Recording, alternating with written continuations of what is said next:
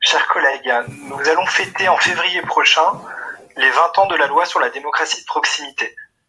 Et ce texte instaurait alors officiellement les conseils de quartier et représentait, à l'époque, en 2002, une belle avancée démocratique.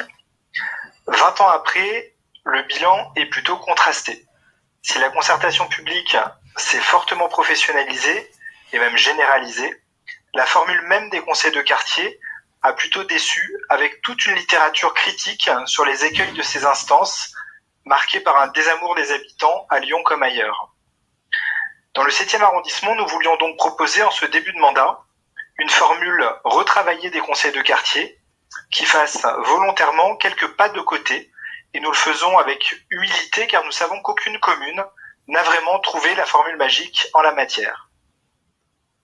Cette nouvelle charte de fonctionnement, nous l'avons travaillée pendant 6 mois avec les 3 bureaux des conseils de quartier, avec Madame la maire, avec nos élus référents pour Gerland, Jean Massé et Guillotière, Madame Pachesnik, Madame Galis, Monsieur Escaravage, vous les avez cités. Et nous avons aussi pris en compte, vous l'avez dit, l'avis de nos élus d'opposition, Monsieur Jourjon, Monsieur Grabert, en retenant la quasi-totalité de leurs amendements dans le projet de charte qui vous est proposé ce soir. Et puis nous avons pu compter sur l'expertise technique de Madame Chambonnet, que je souhaite remercier tout particulièrement pour son investissement à nos côtés.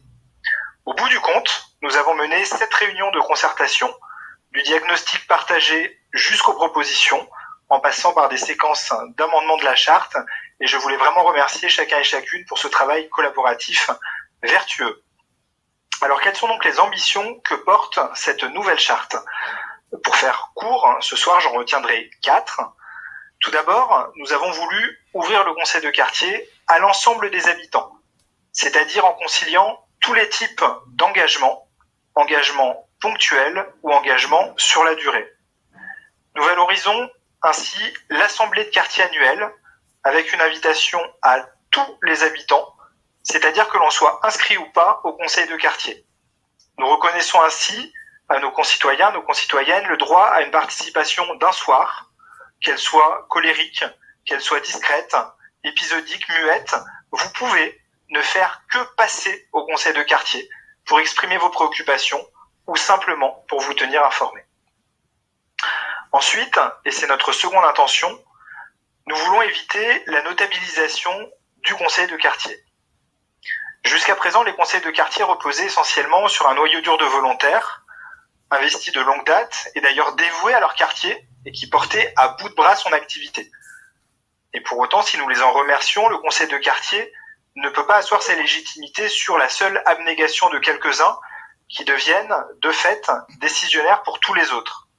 Nous faisons donc le choix de renverser la pyramide. L'instance la plus importante du conseil de quartier, c'est désormais l'assemblée de quartier annuelle qui permet d'entendre les préoccupations du plus grand nombre. Et l'assemblée de quartier impulse ensuite des ateliers projets, des ateliers thématiques qui seront chargés de faire émerger des propositions.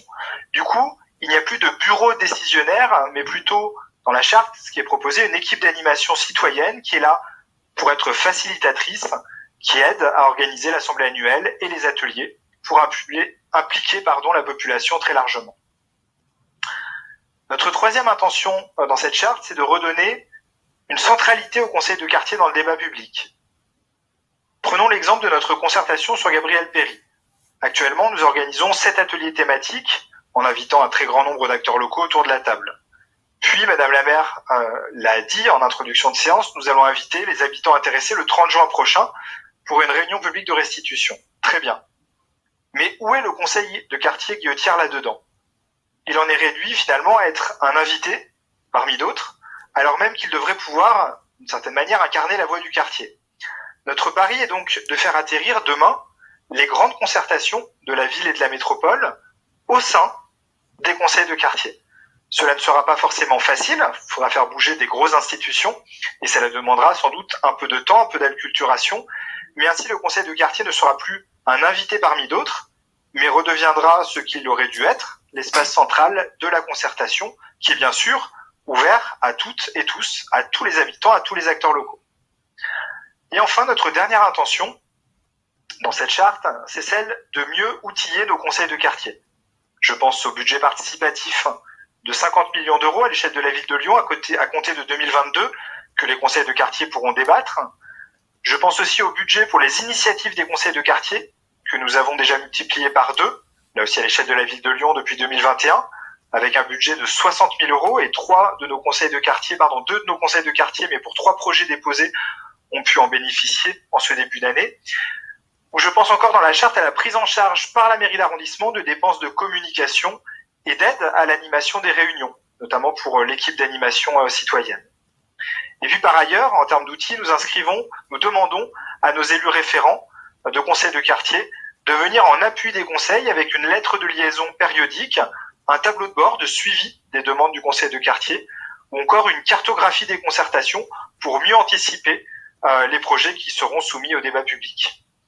Voilà, à grands traits, chers collègues, les principaux apports de cette charte des conseils de quartier. C'est donc un beau défi que nous aurons à cœur de relever ces prochains mois, et nous commencerons ce travail dès le mois de septembre avec une campagne d'inscription auprès de l'ensemble de la population du 7e arrondissement dans toutes les boîtes aux lettres.